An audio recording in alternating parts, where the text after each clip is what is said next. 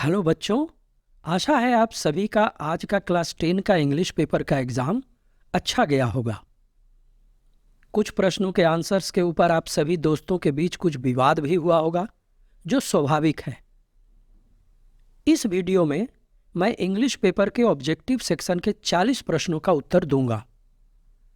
इन answers के basis पर अपने आंसर्स को चेक करें और कमेंट सेक्शन में बताएं कि आपको 40 में से कितने मार्क्स आ रहे हैं। अगर कोई डाउट हो तो भी कमेंट सेक्शन में जरूर पूछें। तो आइए प्रश्नों के आंसर की तरफ चलते हैं। जैसा कि पहला जो क्वेश्चन है वो रीडिंग सेक्शन पर बेसिस है। आप लोगों ने रीडिंग सेक्शन पढ़ लिया होगा, तो मैं क्वेश्चन नंबर 1 का आंसर देता हूं।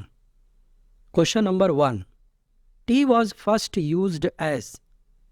टी का इस्तेमाल सबसे पहले किस प्रकार से हुआ था? The answer is medicine. Question number 2, where is tea largely grown? The answer is India and Sri Lanka. Option 2 is the answer. Question number 3, why is it a popular drink? The answer is it is very refreshing and it is harmless. So the answer will be option 3. Question number 4, tea is made by. T कैसे बनाया जाता है? The answer is 2, option 2, boiling. Question number 5, in China and Japan people do not use and then there is a blank in their tea. China and Japan में लोग अपने चाय में किस चीज़ का इस्तेमाल नहीं करते हैं? The answer is option 2, sugar. Question number 6, which word in the passage means famous? The answer is option 3, popular.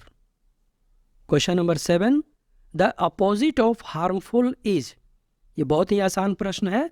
The answer is 2, harmless. Question number 8, tea was first grown and used in China. The sentence is in. इस sentence का tense आपको बतलाना है। तो यहाँ पर was का इस use हुआ है, so the answer will be simple past. Tea was first grown and used in China, simple past. Section 2, ये क्वेश्चन एक लेटर पर बेस्ड है। इसमें कुछ शब्दों को छोड़ दिया गया है, उन शब्दों को आपको लिखना है। सो क्वेश्चन नंबर 9, ये एक इनफॉर्मल लेटर है। क्वेश्चन नंबर 9 में my dear uncle, the answer will be dear. यहाँ पर जो स्पेलिंग है उसको ध्यान से देखना है, DEAR, that will be the answer. इस क्वेश्चन नंबर 9 में बहुत ही इंटरेस्टिंग फैक्ट है। बहुत सारे लोग इसको माई डियर अंकल तो लिख रहे हैं, लेकिन डियर का स्पेलिंग वो कैपिटल से शुरू कर रहे हैं, तो इसके कारण वो ऑप्शन 3 को सही आंसर मान रहे हैं। जबकि यहाँ पर ये देखना है बच्चों कि यहाँ पर माई में ऑलरेडी M कैपिटल लिखा जा चुका है, इसलिए जो आगे डियर लिखाएगा वो स्मॉल d से शुरू होगा, इसलिए आंसर होगा ये option 2, dear with a small letter. Question number 10, एक बार क्वेश्चन देखिए। I am writing this letter to thank you for giving me such a and then there is a blank birthday present. So the answer will be beautiful birthday present. Option 1 is the answer. Question number 11, it is a wonderful then there is a blank. So the answer will be bicycle. यहाँ पर आपको ध्यान देना है कि ये spelling test हो रहा है। इस क्वेश्चन में स्पेलिंग टेस्ट हो रहा है, सो सही स्पेलिंग होगा BICYCLE। Option 3 will be the answer. Question number 12, how lovely it is my school is 4 kilometres away, it takes a lot of. क्या बहुत ज़्यादा लगता है उसको स्कूल जाने में? Time. So 12 will be time is the answer. Question number 13, it will help me save time and then there is a blank and after that energy is written. देखते हैं 13 में क्या क्या ऑप्शन है, बट और and. The answer will be 3, and. एक बार फिर प्रश्न देखते हैं। It will help me save time and energy. Everyone likes it. Once again I thank you wholeheartedly. Your and then there is a blank nephew. यहाँ पर एक बात ध्यान देने की है, योर के बाद हमेशा लविंग यूज होगा, जो इस ऑप्शन में भी दिया गया है। बहुत सारे लोग यहाँ पर लविंगली यूज कर देते हैं, जो बिल्कुल गलत है। लविंगली तभी सही होगा जब ये नेफ्यू लिखा हुआ नहीं रहेगा। सिर्फ अगर हम लिखेंगे योर्स लविंगली और उसमें भी योर के साथ एस लगाना होगा, योर्स लविंगली, तभी लविंगली सही होगा। अगर ये एस नहीं है और नेफ्यू इधर लिखा हुआ है तो answer will be loving. So सही आंसर है लविंग। 14 का loving, your loving nephew Amit. अब सेक्शन 3 में देखते हैं। Choose the correct option and answer the following questions. Question number 15 tense पर क्वेश्चन है। My sister was playing cricket, this sentence is in. Certainly was is there और ING form है verb का, so ये past continuous में होगा। Option 4 will be the answer. Question number 16 the passive voice of Amit wrote a letter is. Amit wrote a letter का passive voice हम लोगों को लिखना है। इसका पैसिव वॉइस होगा a letter was written by Amit. Option 3 will be the answer. आगे बढ़ते हैं। Question number 17 the passive voice of who did it. ये फिर पैसिव वॉइस पर क्वेश्चन है। हु डिड इट का पैसिव वॉइस क्या होगा? The answer will be option 2 by whom was it done। Question number 18 I don't know dash to make tea। I don't know dash to make tea का मतलब है कि मुझे नहीं पता कि कैसे चाय बनाते हैं। तो यहाँ पर आंसर हो जाएगा how. Option 3 will be the answer.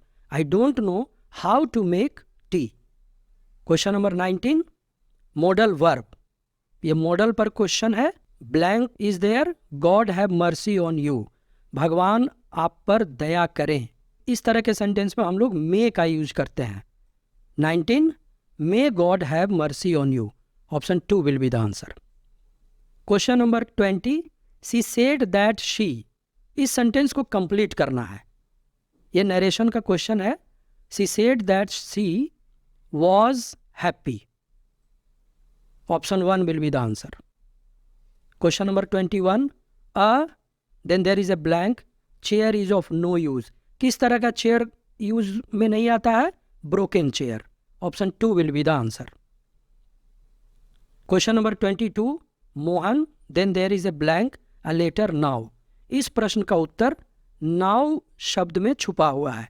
Now मतलब अभी। अभी मोहन क्या कर रहा है? Mohan is reading a letter now. Option 4 will be the answer. Section 4 this question is based on an extract taken out from your chapter from the diary of Annie Frank। Now question number 23 who is I in the first line। Certainly इसमें I Annie होगी। Option 2 will be the answer। Question number 24 who was Mr. Kissing। Mr. Kissing कौन है? Mr. Kissing Annie के teacher थे। So the answer will be Annie's teacher।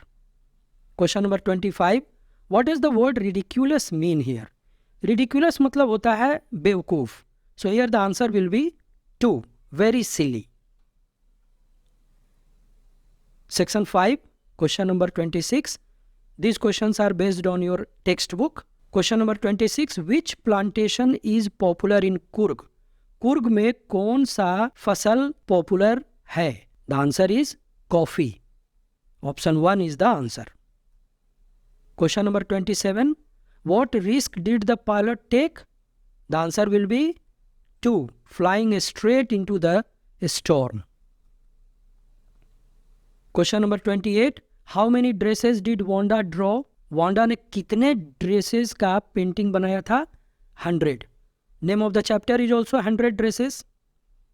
Question number 29 who read the letter sent by Lencho? Lencho ने जो letter लिखा था उसको किसने पढ़ा? The answer is post master. Option 2 is the answer. Question number 30 what was Mrs favourite toys. Mrs का favourite toy कौन था? यह क्वेश्चन मिजेबल द ऑटर से लिया गया है और इस क्वेश्चन में आप लोगों के बीच बहुत सारा विवाद हुआ है। बहुत सारे बच्चों ने कहा कि इसका आंसर बॉल्स होगा और बहुत सारे बच्चों ने कहा है कि आंसर मार्बल्स होगा, परंतु सही जवाब है marbles. The answer is option 1 marbles. इस चैप्टर में लिखा हुआ है कि वो बॉल से खेलता था, but the line is written in the book marbles were Mrs favourite toys for this pastime. ये लाइन आपके चैप्टर में लिखा हुआ है। So the answer is marbles, not balls. Question number 31, what are a man's obligation in life? The answer will be both 1 and 2. Obligation to his family and obligation to his people. Question number 32, with whom does the poet wish to live with? This question is from a poem. The answer is 1 animals. Question number 33, what has the poet compared the fog to? Fog का comparison poet ने किससे किया है? The answer is cat. Option 1 is the answer. Question number 34, what did Richard Ebright collect during his childhood? Richard Ebright अपने बचपन में क्या collect करते थे? The answer is all of these.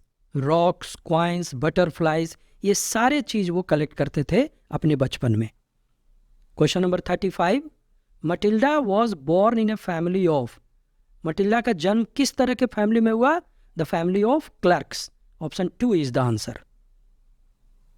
Question number 36, who was Max? Max कौन था? Max was a secret agent. Option 2 is the answer.